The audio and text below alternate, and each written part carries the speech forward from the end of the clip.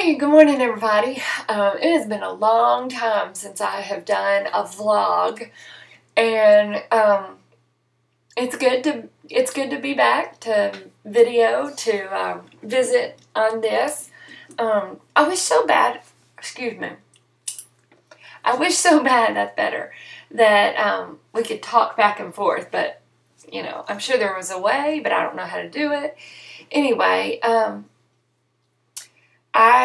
let's see, the summer has started really rolling. We're getting towards the end of the recreational baseball league, and now we're really rolling into all-stars, and I begin to teach tennis lessons next week. My hip is killing me, and so now I've had to turn to riding bikes.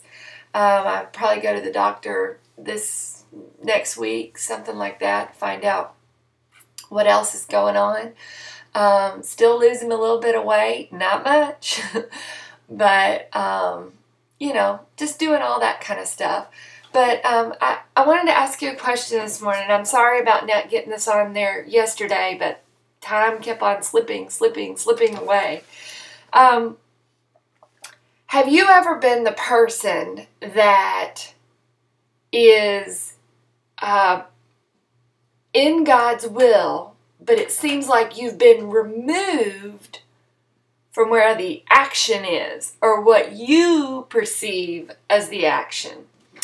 I was trying to think of some examples yesterday, and I remember having, especially that newborn, and everybody in church might be going to a social or something like that, and it's just really difficult to do things with a very newborn, and you feel kind of left out, even though you're doing what you know you should be doing, taking care of that youngin', but you just feel left out because the party's going on somewhere else.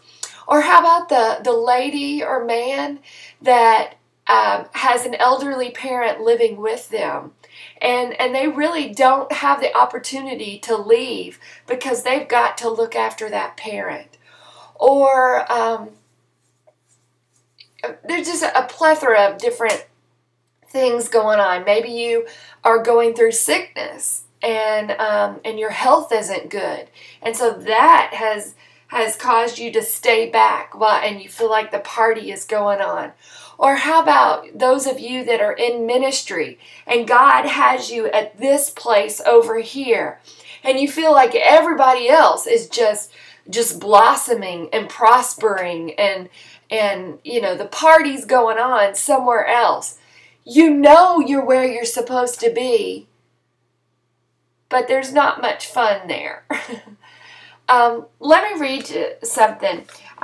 For some reason, the Lord sent me into Joshua yesterday, and I noticed they were going to be crossing the Jordan, and God made them get their feet wet before He parted the sea. Where the Red Sea, Moses, I think, just lifted his thing, and then they went through. But this one, they made them actually get their feet wet before He parted it.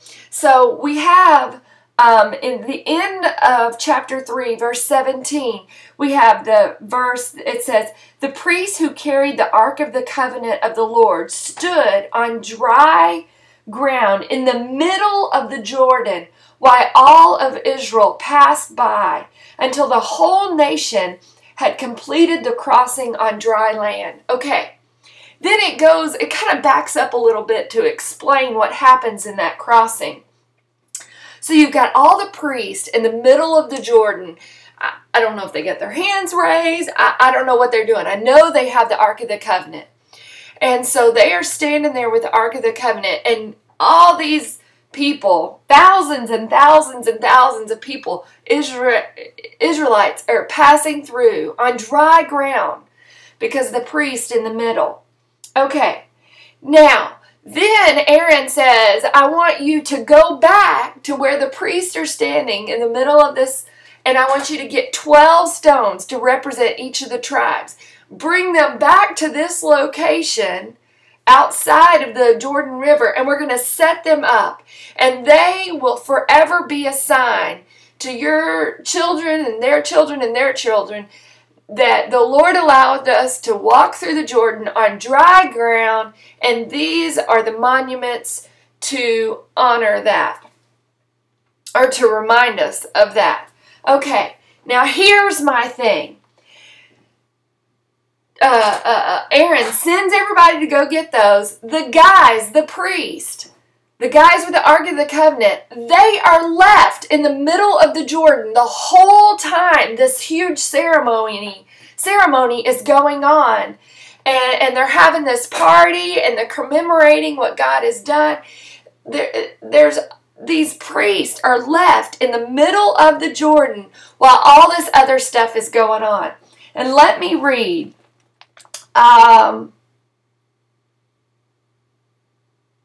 Okay, verse 8 in chapter 4. So the Israelites did as Joshua commanded them. They took the 12 stones from the middle of the Jordan, according to the number of tribes of the Israelites, as the Lord had told Joshua. I said Aaron, I meant Joshua. And they carried them over with them to their camp, where they put them down. Joshua set up the 12 stones that had been in the middle of Jordan at the spot where the priests carried the Ark of the Covenant had stood. And they are there to this day. Now the priest who carried the ark remained standing in the middle of the Jordan until everything the Lord had commanded Joshua was done by the people, just as Moses had directed Joshua. Okay, and then it talks about that the priests crossed over and the people watched the Jordan come back together. I believe that's what it talked about. And then Joshua, who was their leader, this was the time that he was exalted for what he had led the people doing. But do you see how the priests, they were left in the middle of the Jordan while the party was going on. But they were in God's will. They were left there to do a major job, but it didn't have a lot of accolades. It didn't have a lot of excitement, I don't think. It was definitely missing the party. The other people, Joshua and all the people setting up the stones and commemorating what God had done, that's probably where they wanted to be. But that wasn't where God had wanted them. He needed them in the middle of the Jordan with the Ark of the Covenant, God's presence, so that the other things could take place. It reminds me also of the job of a prayer warrior.